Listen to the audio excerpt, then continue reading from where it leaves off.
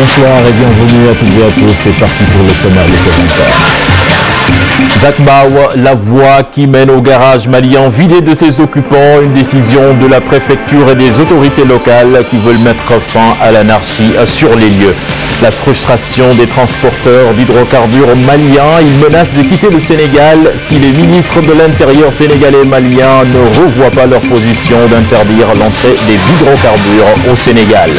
La grève de 48 heures des agents des impôts et domaines à la direction générale. Le travail est au ralenti aux grandes dames des Sénégalais.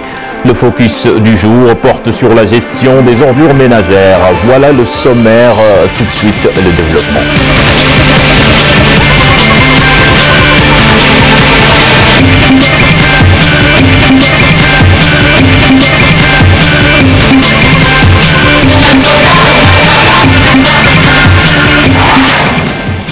Nous démarrons ce journal avec le déguerpissement des occupants de la voie qui mène au garage malien. C'est à Zak Mbao. Le préfet et les autorités locales expliquent ce déguerpissement par l'anarchie qui y règne et la prostitution galopante.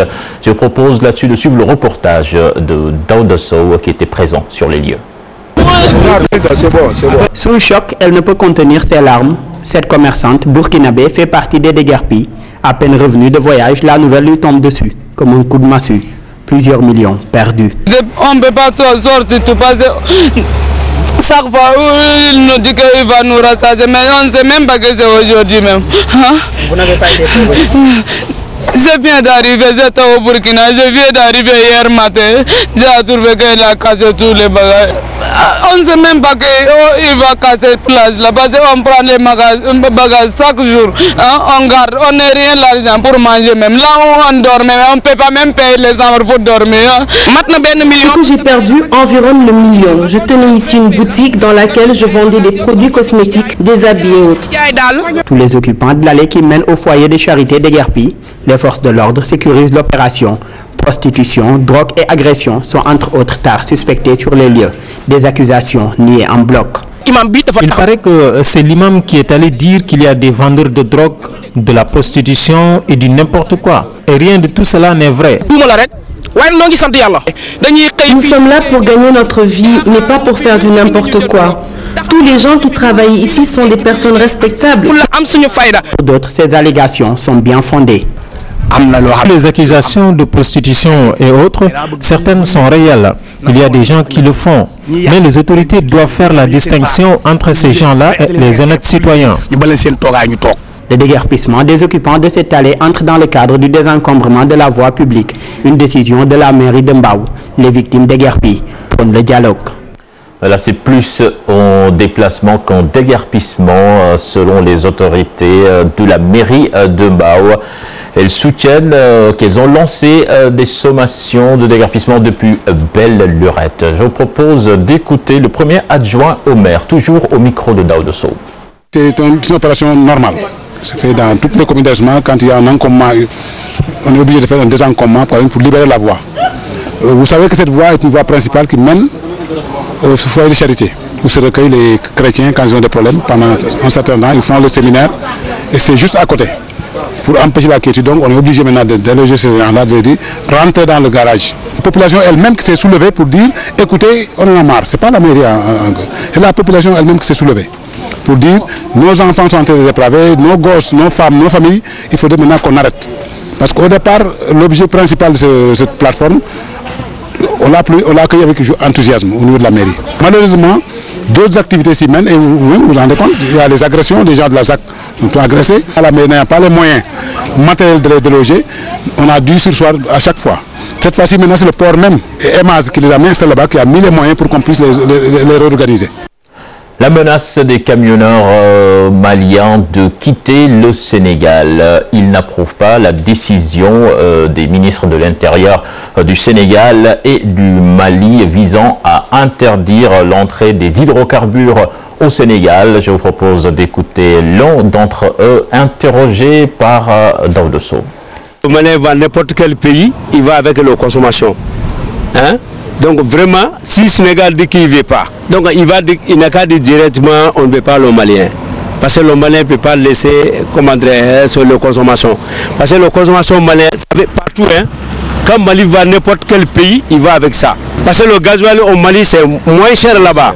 Donc même le camion sénégalais qui va au Mali à Tchelima, là, il a un réservoir Segourou, il a fait ça. Il paye là-bas pour venir ici, aller-retour, il ne paye pas ici. C'est ça le problème. Si le Sénégal a diminué le gasoil, le Malien quitte au Mali, il vient, il paye ici. C'est ça le problème. Le camion malien, après que le camion malien, on est responsable, parce que le secours malien, on va Lomé, on va Cotonou, c'est 8 pays là qu'on va, le réservoir secours est là. On marche avec ça.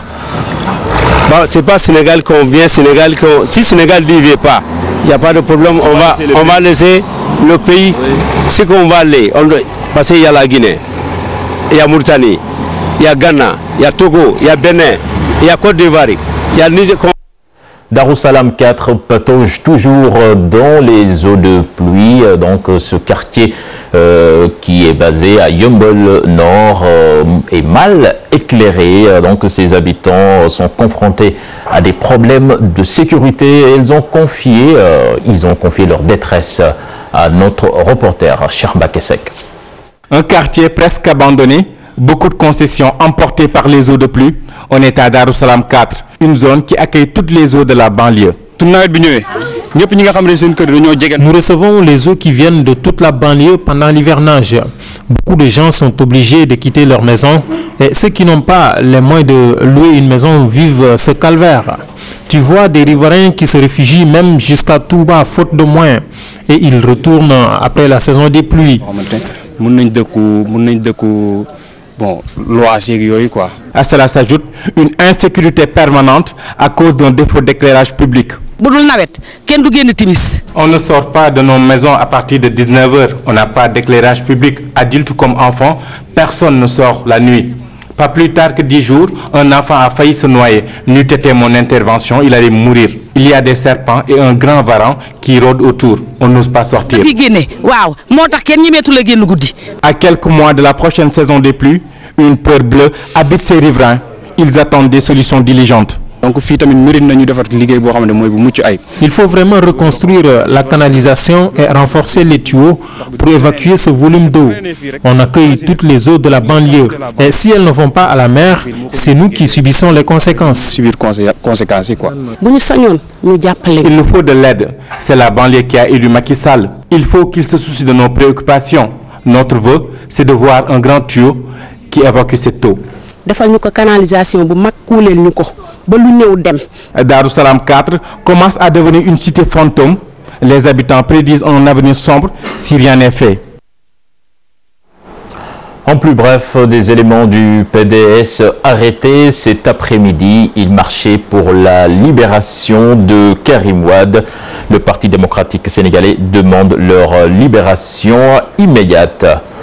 Le marché de Niarem à Guédiawaye n'a pas de canaux d'évacuation des eaux usées, ce qui suscite donc l'ire des commerçants qui sont sur place, qui réclament l'installation d'égouts. Reportage signé Aminata Mbaresso et Diafaraba.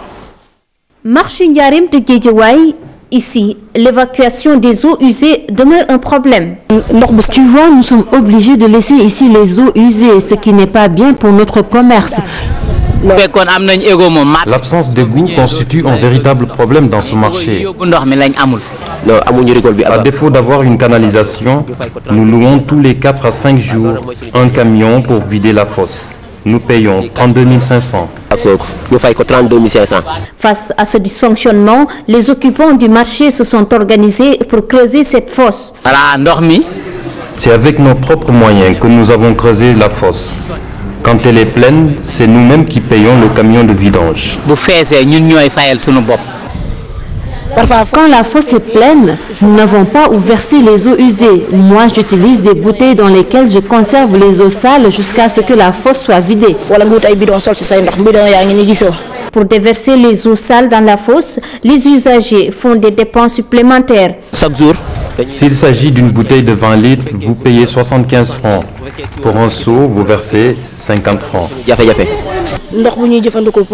Moi, j'alterne. Ce n'est pas évident de payer tout le temps.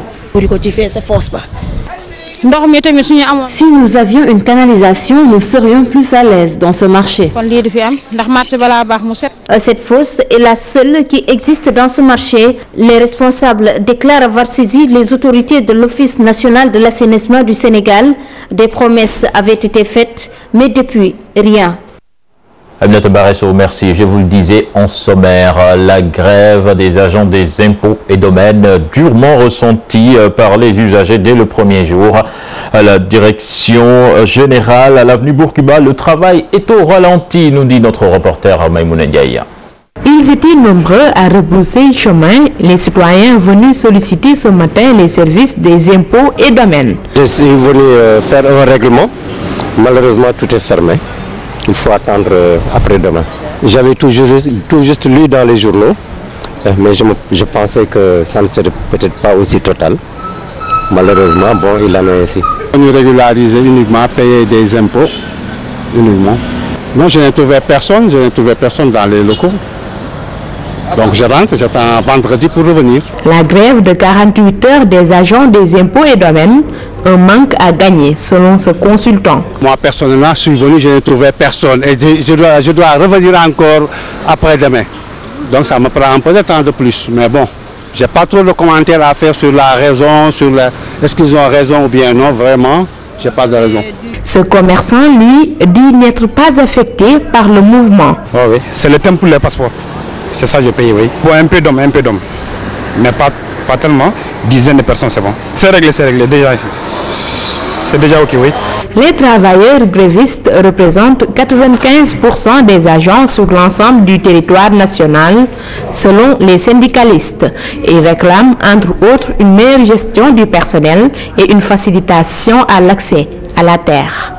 Maïmouna Ndiaye, merci. Le gérant du Cotons Club, cueilli par la gendarmerie, les employés de ce restaurant situé sur la route de Ngor réclament des arriérés de salaire à leur employeur El Hadji Malik Ndiaye. Donc parle au nom des employés au micro d'Ibrahima Kamara. On a porté plainte au monsieur Kamara. C'est lui qui avait pris notre place. C'est pas son place. Oui, c'est la place de notre qui s'appelle Soukrimeki. C'est lui le gérant du Cotons Club.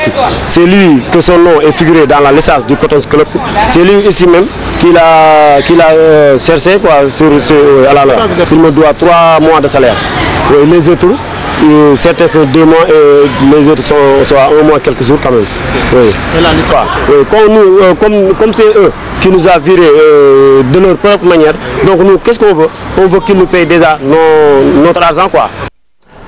À noter que les représentants donc du restaurant n'ont pas voulu s'adresser à notre reporter. Le Premier ministre Aminata Touré invite les populations à un changement de comportement pour rendre les collectivités locales propres. Cela permettra d'attirer les investisseurs étrangers et là en outre déplorer la face hideuse de la capitale Dakar avec des tas d'ordures qui jonchent de partout. Elle s'est prononcée en marge d'un conseil interministériel sur la gestion des ordures. Je vous propose de l'écouter au micro d'Ali Atala. Il faut que nous ayons un pays propre. Vous ne pouvez pas venir investir dans un pays sale. Or, vous voyez bien, lorsqu'on entre dans nos villes, ce qui nous accueille, ce sont des ordures. Lorsque l'on quitte, ce sont des ordures qui nous disent au revoir. Vous voyez également l'état de la ville, etc. Donc ce n'est pas acceptable pour un pays qui veut émerger. Il faut que nous, les Sénégalais, d'abord, nous prenons en charge la question des ordures. Qu'on ne nettoie pas chez nous pour aller verser devant chez le voisin également. Le ministre des collectivités locales annonce le financement de 17 milliards de francs CFA dans un premier temps sur celui des 170 milliards sur 7 ans prévus pour appuyer les collectivités locales dans le programme national de gestion des ordures. Je propose d'écouter également toujours au micro d'Ali Atala. C'est la phase de traitement. Nous sommes déjà dans une phase de mise à niveau. Pour permettre au territoire du Sénégal, les collectivités locales, d'avoir quand même une image beaucoup plus reluisante par rapport aux déchets. Le programme est financé dans sa première phase à concurrence de 17 milliards 500 millions, un financement de la Banque islamique de développement. Nous pensons que pour faire un programme sur 7 ans, nous avons constaté qu'effectivement dans la définition des sites, dans la mise à disposition comme dans l'élaboration et la mise en œuvre des centres d'enfouissement, il y a toujours des problèmes. Ce n'est pas que Sindia, de manière générale, les projets d'investissement rencontrent beaucoup de réticences au niveau des populations. Il nous faut 170 milliards de francs CFA, soit environ 28 milliards par année. Donc il nous faut un financement complémentaire que nous sommes en train de trouver, de chercher. Il ne fait pas de doute compte tenu du fait que la gestion des déchets constitue une priorité nationale pour accompagner justement cette réforme de la décentralisation. La gestion des ordures, c'est justement l'objet de notre focus du jour. À Dakar, des charretiers se sont spécialisés dans la collecte. Ils y trouvent leur compte, de même que ces populations qui ne peuvent accéder aux camions de ramassage classiques. Reportage signé Nafissa Toussila et Mohamed Dian. Le ramassage des déchets solides est dévolu à l'administration locale. Pour ces charretiers, c'est devenu un travail à temps plein. Tous les jours, ils sillonnent les quartiers de la capitale pour récupérer les ordures ménagères. Cela fait 5 ou 6 ans que je m'active dans le ramassage d'ordures. Tout le monde apprécie ce que nous faisons car nous les arrangeons en allant dans les coins les plus enclavés et même la poubelle qui se trouve sur les terrasses des maisons, c'est nous qui la débarrassons. Il arrive que les camions qui collectent les ordures ménagères tardent à venir et ce sont les charretiers qui viennent à la rescousse. Et quand les éboueurs sont en grève, c'est aussi les charretiers qui sont là. Une activité qui semble rentable. Parfois nous croisons des gens bien qui peuvent nous donner 10 000 francs. Souvent on peut gagner jusqu'à 20 000 pour une journée. Mais ce n'est pas de tout repos. Parfois il nous arrive d'avoir des accidents. On peut se blesser parce qu'on ne met pas des gants. Autre difficulté pour ces collecteurs improvisés, ils n'ont pas où déverser leurs charges.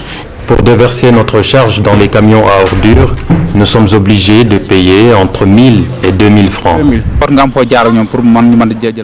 Il faut toujours négocier quand ils nous font chanter. C'est dur avec eux et il faut avoir de la poigne pour s'en sortir. Il nous arrive même de nous bagarrer avec les éboueurs et on n'est pas à l'abri du coup de poignard. Et si on refuse de donner la somme qu'ils nous demandent, on ne déverse pas sa charge. La présence des charretiers comme collecteurs d'ordures est bien appréciée des ménages. Il s'agit d'un secteur informel qui souvent soulage quelque peu les populations. Nafissa Toussila, les ordures sont souvent qualifiées d'ordures en référence au métal précieux. Amadouba est éboueur depuis 1994, mais il peine à joindre les deux bouts. Il s'est confié à nos reporters Maïmouna Ndiaye et Kolo Cissé. Il ne lui reste qu'une année pour aller à la retraite. Cet éboueur évolue dans le métier depuis 1994. 19 ans de service et aucun privilège, confie-t-il. Le travail s'effectue en équipe. Dès l'arrivée du véhicule de ramassage des ordures, on commence la collecte. Pour le matériel de travail, je peux dire qu'il n'existe presque pas. Vous voyez ces gants, je les ai payés avec mon propre argent. Pour les masques et les chaussures, j'en parle même pas. Chaque matin, Amadou pointe à 7h30. Pour l'heure de débauche, tout dépend du volume du travail. On n'a pas d'heure de débauche. C'est vraiment dur ce métier, mais on n'a pas le choix. Entre arriérés de salaire et manque de couverture médicale, cet ancien tailleur peine aujourd'hui à joindre les deux bouts. Parfois, les gens nous manquent de respect. On travaille certes dans les ordures, mais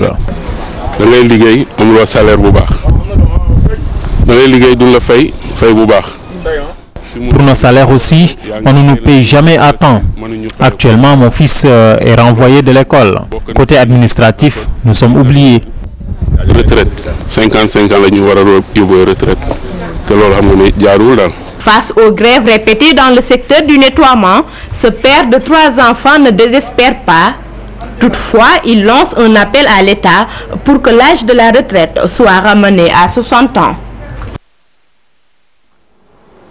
À Ziguinchor, ce sont les caniveaux à ciel ouvert qui indisposent les populations en état de fait qui met en mal ce slogan Ziguinchor, ville propre. Correspondance signée Boubacar Diassi.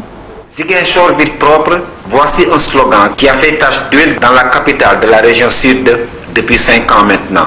Les responsables du nettoiement de la ville expliquent comment ils le concrétisent. C'est un système très adéquat qui consiste, n'est-ce pas, à faire l'enlèvement quotidien des ordures à travers la ville. Et aussi, d'autre part, la mairie a contacté avec des sociétés. Et nous veillons aussi à l'insalubrité pour que les gens ne continuent pas, n'est-ce pas, à déverser partout les ordures. Nous sommes là vraiment pour rendre Ziguinchor propre. Mais cette salubrité apparente qui fait dire à certains que Ziguinchor est l'une des villes les plus propres du pays n'est que l'arbre qui cache la forêt. Car, du fait de l'insuffisance de points de collecte publics des ordures ménagères, les populations déversent leurs déchets dans les caniveaux à ciel ouvert. C'est le cas en plusieurs points de la ville, parmi lesquels le pont jouxtant l'hôpital Silence et à proximité du marché Boucotte.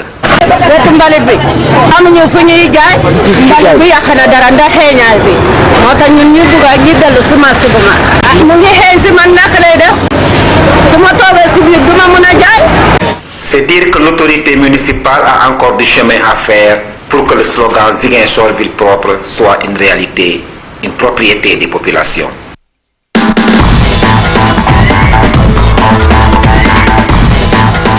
La page des sports que nous démarrons avec du football le lendemain de la publication de la liste des 23 joueurs des Sénégalais, des journalistes sportifs sénégalais se sont prononcés sur cette liste d'Alain Giresse marquée par le retour de Dembaba et l'absence de Diafara Sakho.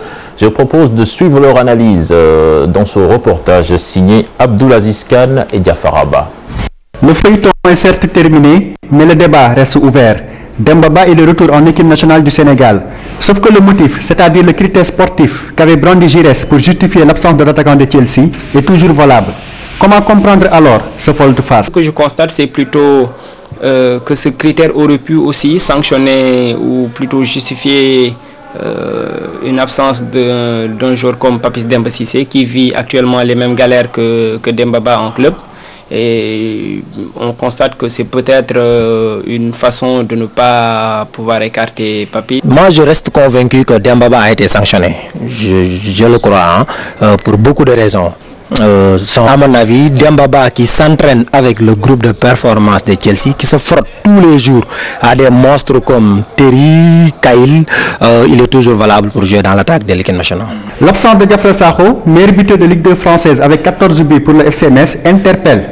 Mais le Grenat a l'avenir devant lui. Diafara, c'est vrai, il marche fort actuellement à Metz, il marque des buts, mais il est un peu malheureux de tomber sur une rude concurrence.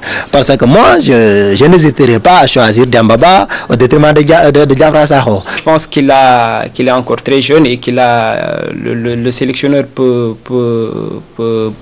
valablement estimer que le joueur a encore le temps pour intégrer en tout cas les sélections. Et puis je pense qu'il y a aussi il ne faudrait pas non plus qu'on brûle un peu trop les étapes. Ce Sénégal-Mali représentant la seule date FIFA disponible, Giresse se projette déjà vers les éliminatoires de la CAN 2015. Alors autant ne pas bousculer les premiers acquis. Une nouveauté sur cette liste d'Alain Giresse, il s'agit du gardien Lys Gomis. Lys Gomis qui évolue en Italie à Torino. Après une première pige en sélection, il revient cette fois-ci dans l'espoir de perdurer dans ce groupe Sénégal. Cher Sadibou Diarra, Nafissatou Silla nous dresse ici son portrait. Il est l'autre grand revenant dans la tanière. Lys Gomis, il se nomme gardien de but qui évolue sous les couleurs de son club formateur Torino en Série A italienne. Né en Italie il y a 24 ans, Lys a fait jusqu'à présent tout son cursus de footballeur dans son pays natal. d'1,86 m pour 78 kg, le binational intègre tôt l'équipe première de son club en 2007 à 19 ans. Mais Lys Gomis ne gagne pas pour autant sa place. Il est obligé d'aller de prêt en prêt dans des équipes de série B depuis 2008. Son retour à Torino s'effectue entre 2011 et 2012 comme troisième gardien. Lys dispute alors son premier match avec les seniors. Cependant, le retour est de courte durée. Il repart en prêt à Ascoli en janvier 2013. Un nouveau départ qui ne va pas durer car avec la suspension du portier Jean-François Gillet à l'entame de la saison 2013-2014, Torino le rappelle comme suppléant. Lys Gomis en profite pour jouer son premier match en Serie A le 30 novembre dernier. Le sélectionneur national Alain Giresse, à la recherche de l'oiseau rare dans le secteur des gardiens de but des Lions, le convoque pour le match amical Sénégal-Mali du 5 mars prochain. Lys, frère d'Alfred et Maurice Gomis, tous les deux gardiens de but aussi dans le secteur jeune de Torino, retrouvent ainsi la tanière 5 ans après sa dernière convocation. Appelé par Amsata Fall en 2008, il n'avait pas joué. Cette fois-ci, Lys Gomis compte réaliser son rêve, porter le maillot du Sénégal. Merci beaucoup Nafissatou Silla. Et puis Ligue européenne des champions, on joue la suite des huitièmes de finale aller ce soir avec Chelsea qui se déplace à Istanbul pour y affronter Galatasaray. Et pour le moment, ce sont les Blues qui mènent 1-0 au but de Fernando Torres. Le Real Madrid qui mène également à Schalke 04 2-0 avec des buts signés Benzema et Gareth Bale. Hier, donc Manchester United a bu la tasse à Olympiakos, donc battu 2-0. Et puis le Borussia Dortmund qui réalise une bonne opération en allant s'imposer 4-2 sur la pelouse du Zénith Saint-Pétersbourg. Voilà, c'était tout pour ce 20h. C'était un plaisir de vous le présenter. Je vous donne rendez-vous demain. Excellente suite de programme à toutes et à tous et au revoir.